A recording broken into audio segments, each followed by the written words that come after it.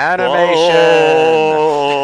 Oh, Oh man, Dr. Sanda, a new scientific discovery. My hands can go straight through my blocky cheese hair somehow.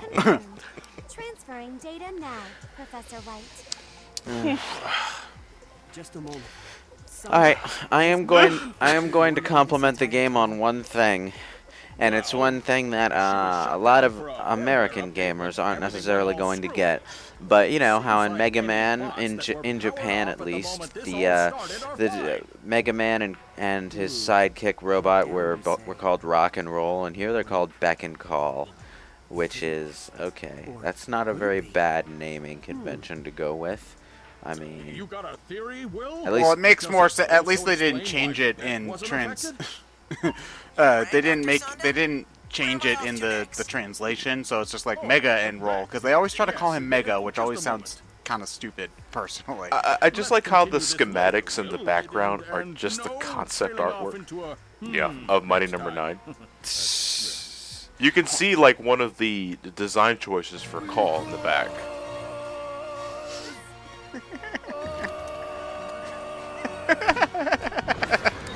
I'm just gonna watch the show. Oh, I want to see the end of that. No, go back. Here we are. The mine. Oh god, apparently Home like of the best fucking weapon in the game.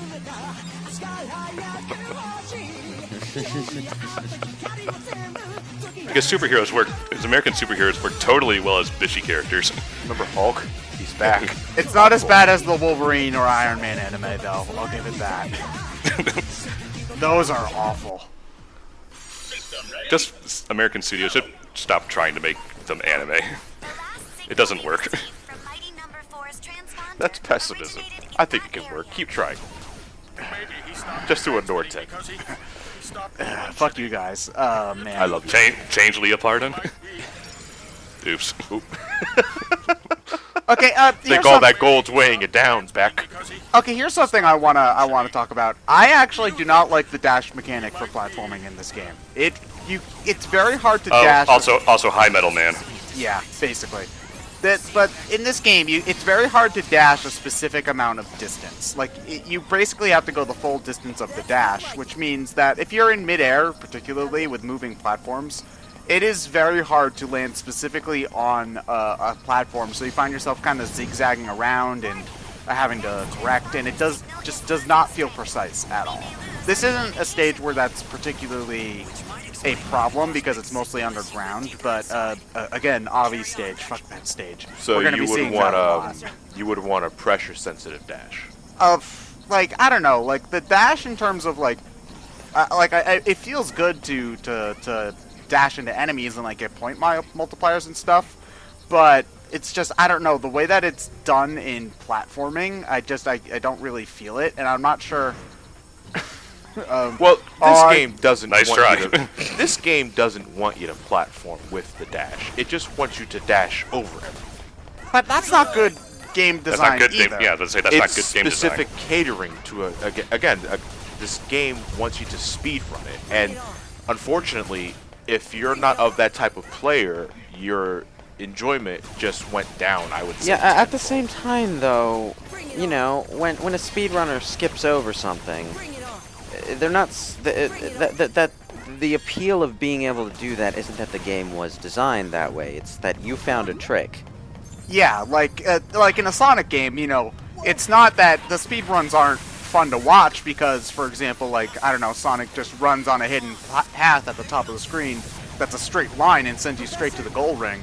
It's more that you can do these tricky jumps and all of that really well with, like, really precise movements that make you, like, skip certain enemies or whatever. It's not just a matter of dashing over everything, you know? It's not just a matter of, oh, I don't have to play the level. I think they want you to do that, though. Otherwise, why give you the quick play and the sprinter bonuses? Yeah, but why play the game if you're going to be rewarded for playing as little of the game as possible, you know? Like, that's a joke I make about speedrunning, but that's a self-imposed challenge that speedrunners have. It's not something built an actual into the design. game. Yeah, not a design choice. Well, you know, it could be both. It could be a design choice if they wanted, but you know, it has to be a design choice that's well hidden, well enough hidden that it feels like a trick.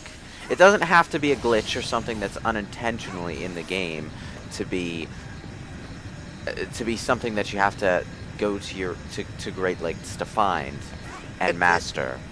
Dashing over all of the obstacles is not the same as finding a hidden shortcut. Yeah. Well, it's like this mechanic doesn't work for that. It's too easy, obvious. It doesn't take any real effort to pull off. It's not like the infinite dash is a frame perfect timing trick or anything. It's not like jumping up a single wall in Super Metroid. Oh man! Also, the game can barely handle this drill scene. Holy It's running at like 15 frames a second. Okay. I also got to speak. I've never really seen the Wii U version in full action. I've only had experience with the PC version. Oh, it's bad. I haven't seen frame rates this bad since Banjo-Tooie on the N64. Yeah, I gotta say though, it's not just the Wii U version that has trouble. The PC version has trouble too, depending on your system. Yeah, I was gonna say depending on the rig. I never had a frame rate drop except for online mode. It wasn't a frame rate drop that Jared suffered in his playthrough. It was straight crashing. He had straight crashing. The game started to jitter and bug out. To me, it looks like a memory leak. Because for Jared, it would happen when the game was running for like more than half an hour at a time. Oh. And that kind of thing is not an uncommon problem in some games. Like the PlayStation 3 version of The Elder Scrolls V Skyrim gave me that kind of shit. Not necessarily jittering and bugging out, but if I played it too long, it would be in danger of freezing. And for me, what killed the experience completely to the point where I'd never play that version again was the game just outright freezing on me right after I killed a dragon. And still operational. You mentioned the online mode though, John. Fun fact, and I have this documented on my Twitter, I didn't even get to press a button before an online error popped up for Mighty Number 9. It was the first thing I saw when I turned on the game was, That's why we needed an entire delay. that goddamn multiplayer mode though. I haven't even tried it because it just looks unplayable. Don't save yourself the trouble. That's even if anybody's even playing online mode at this point, because the PC version, I can barely find games. That's why I had to get Jason to help with it. But on the Wii U, hell no. I'd be seriously shocked if people were trying to attempt playing that mode. And yeah, as Ryan said, the game was specifically delayed for that mode. It was some sort of contract thing because Mighty Number 9 didn't just use Kickstarter funds. It also, I think, partway through development, they got extra money from a company called Deep Silver, I believe. And as far as I understand the situation, they needed part of the contract with Deep Silver was that they could not release the game until the online mode was ready, because it was on the online mode would be advertised on the box or whatever, or something to that effect. There's places you can look online which have a much better explanation of the. Why did you dash away from him, Ryan? God. You see, if you don't dash into him right away, you basically only get like half of the health lost of his health bar. So it's just like if you're playing a fighting game, you do an amazing 20 move combo, and then you miss the last one, and suddenly half that damage just disappears. It's so frustrating. If you take too long while the enemy's glowing purple, their health regenerates. Yeah, and a lot of the times they can be glowing purple and then head to the top of the screen where you physically cannot reach. It's that happens a lot in Cryo's stage. And, oh damn, that guy gave you some shit. You want to know what's weird? No, which is weird because on my first playthrough, Mick gave me no trouble at all. You want to know what's really annoying about Mighty Number 9 though? The game gives you energy tanks. Like if you kill enough enemies and suck up their zells, the game will eventually give you an energy tank, which are those blue circles underneath the health bar. But you have to press the game does not tell you about them. Yeah, but if you die, they do. Again, the tips and all that shit. I don't count having to go into 3 separate menus to read about it. I'm just saying, on a technicality, the game does tell you about them. But I think I know what Ted's going here. But you're not going to notice it popping up back there because I believe the correct me if I'm wrong. I believe the little bonuses for the Zell absorption, like the speed up and whatnot, also appear up there. Maybe. Yes, it appears above your head. It appears above your head, okay. But it's so small that you might not even notice it, and I think your only cue is is a small Beck soundbite, which you're probably not even listening to anyway because he talks all the goddamn time. So it's frustrating because A, you don't know that it's there, B, you're not necessarily sure what it does, and C, once you do figure out what it does, if you die before getting a chance to use your energy tanks, even if you have 2 of them, they disappear and you're not allowed to use them at all until you regain them They don't again. carry over, and that's what I hate about them. And it's practically impossible to earn them again once you reach the boss fight where you would need them the most. So, Unless you get a lucky drop from your not Eddie. Yeah. In this game, because if you die too many times, you will get Eddie when you reload that checkpoint, and he will give you items, and one of those items can be an energy tank. But again, that seems to be random, and I would just prefer it if energy tanks just carried over in the first place, but they don't. Yeah. Lives don't carry over either. If you're playing a 2-live run and you pick up an extra life and end with 3, you start the next level with 2 lives, which personally I think is disgusting.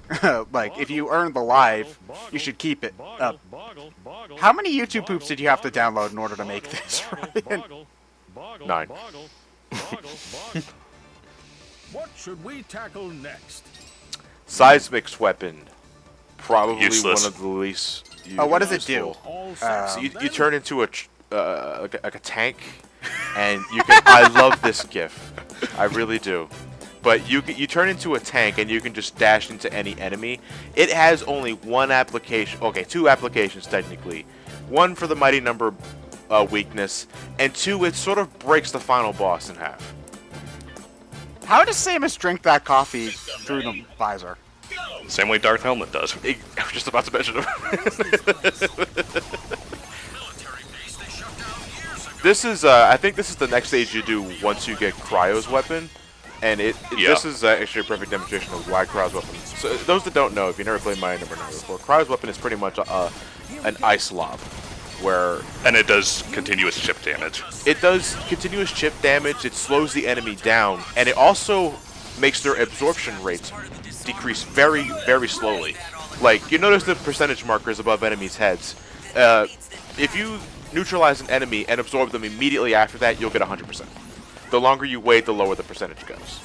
Cryo's weapon slows that rate down, so it's very easy to get 100% constantly for bigger combos and to keep your special weapon ammo up to snuff almost entirely.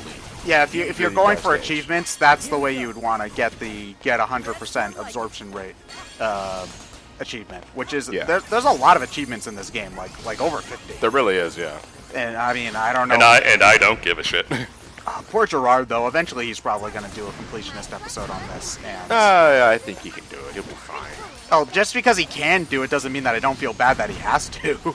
Like, oh man, it's just this isn't fun to play. Is the big thing. Like, it's the level design ranges from mediocre to outright infuriating for me. That's what bothers me when playing it, because I can handle a game that, you know, like, basically when I'm playing a game, I've got basically a mindset is, would I rather be just sitting around waiting for my Twitter feed to update right now? Like, am I just at a neutral kind of bored stance? If so, then, you know, at least I'm not feeling worse, I guess. And I know that that's something that, like, John might disagree with, because, like, he'd rather be angry, you weird fuck. But it's just either I'm bored or I'm frustrated. So there's never the thought that, oh, something cool might be happening. It's always oh great, I can't wait to get to the next part that's going to really irritate me. You know?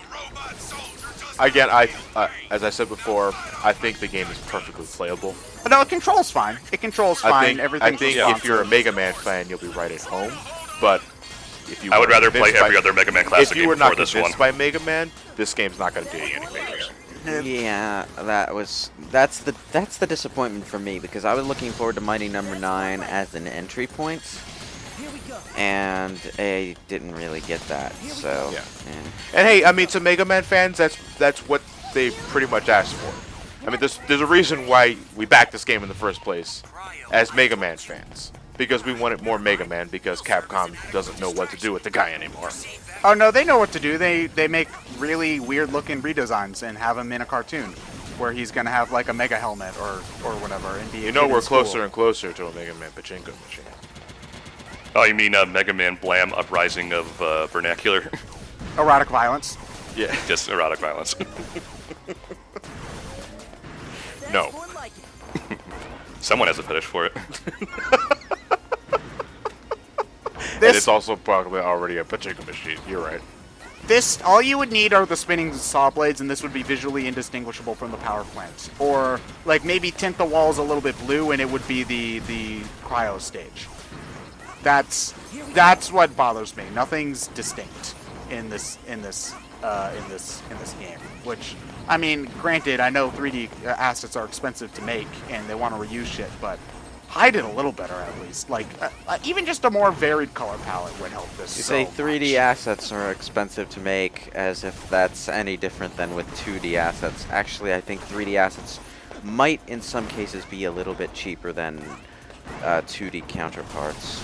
Yeah, I know that both take their work. It's just like whether you're doing a sprite artist or whatever. But just you know, all they would have to do is make the walls like bright orange or something. Maybe not bright orange, but you get what I mean. Like a brighter color scheme for each level that's different would make everything feel so much more distinct without having to do really that much more work. Even. Like I mean, granted, I'd like my own original level design for each one, but you know, I'll take what I can get at this point because it's better than nothing. You see, I did a thing there where I referenced a popular meme in regards to Mighty Number 9, so it's a joke which is supposed to be funny. Yeah. See, Lewis thought it was funny. I made him laugh. Yeah. Even though I hear that was a mistranslation, Yufune's never gonna live that one down. It's again. Well, a lot no, of, it wasn't a mistranslation. It was just something that the translator, I think it was it Ben Judd that said I it? think so. He's the one that added that line. That wasn't an Inafune line. That's a common misconception. Inafune didn't say that. It's just something Ben Judd said. It shouldn't be something that's said in the first place. Apparently, it also wasn't in response to the game itself. It was more like some issue with the live stream that they were on or something. I'm a little bit fuzzy on the details, but, you know, it's more the fact that people so easily believed that it could have been in response, a line from Inafune in response to the game kind of says a lot about the fan reaction. The same thing with the rumor that this game bricks your Wii U. It doesn't brick your Wii U, as far as I can tell. Like, No, the game It'll might crash your Wii U, but it won't break. Yeah. Yeah. Like, that was unsubstantiated completely. I'm pretty sure. Like, I think I'm not even sure if if it ever really happened or if it was just somebody trying to make up a rumor or what. But No, I think it's just a response of emotions running high because the I release think of this game was such that- a mighty number train wreck.